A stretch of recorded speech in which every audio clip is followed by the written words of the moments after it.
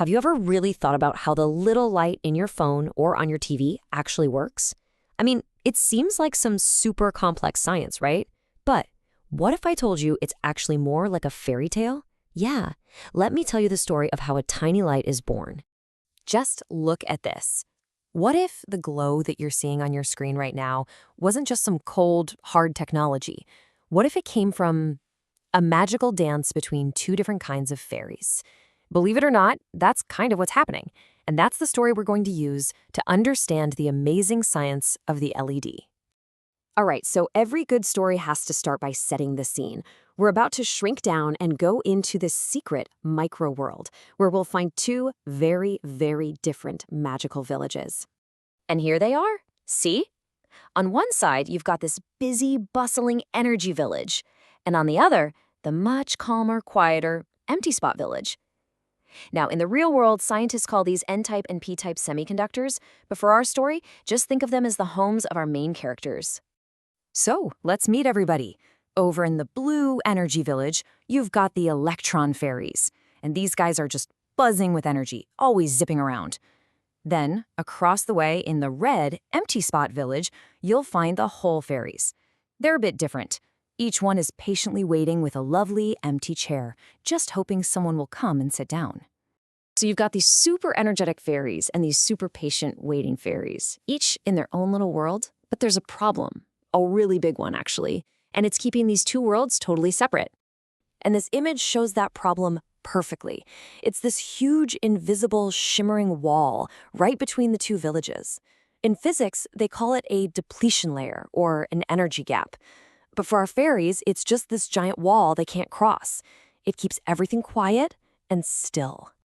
You can just imagine it, can't you? The little blue electron fairies are looking over the wall. They see all those inviting empty chairs, and they just wish they had enough energy to hop over. But the wall is just too high, so nothing happens. The two villages just stay where they are, in this sort of quiet standoff. But then, you know how it goes in all the great stories. Just when it seems like nothing is ever going to change, a mysterious and powerful force shows up to shake things up. And here he is, the battery wizard. With that glowing staff of his, he brings this incredible new kind of power into the land. This guy, he is the catalyst. He's the total game changer that our little electron fairies have been waiting for. You know, the wizard's magic actually has a real name. It's called forward bias. And all it really is that push, that voltage you get from a battery that gives our electron fairies the extra oomph, the energy boost they need to finally clear that wall. Okay, so the wizard is here, and with his help, that barrier is about to get smashed. The stage is set for the most magical part of our story. This is it, the climax, where everything finally comes together. And it all happens in 4 simple steps. 1, the wizard grants his power. 2, with all that new energy, the electron fairies just soar right over the wall. 3, they find a waiting hole fairy and take a seat in their empty chair. And 4, in that exact instant, poof! A flash of light is born. And here it is. This is that magical moment.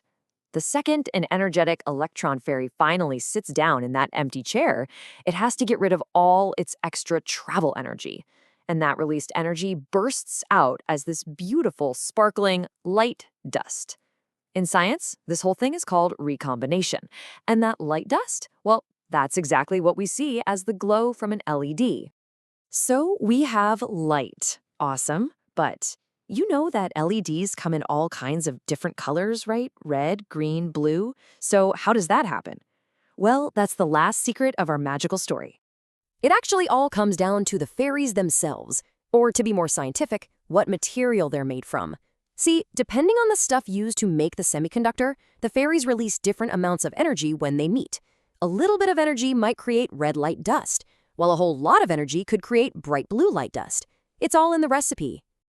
Okay, so one last question for you. We've seen what happens when the wizard helps the fairies get together, but what if he used his magic to pull them apart instead? Well, if you hook up the battery backwards, we call that reverse bias. The wizard's magic pulls in the total opposite direction. The electron fairies get pulled away from the wall. And the whole fairies get pulled away too. They never get a chance to meet, so no energy is released and no light is born. And that is why an LED is basically a one-way street for electricity. And there you have it, a pretty simple fairy tale about some energetic fairies and some welcoming chairs. And it explains the technology that literally lights up our entire world. It really makes you wonder, doesn't it? What other incredible, magical stories are hidden inside the technology we use every single day, just waiting to be discovered?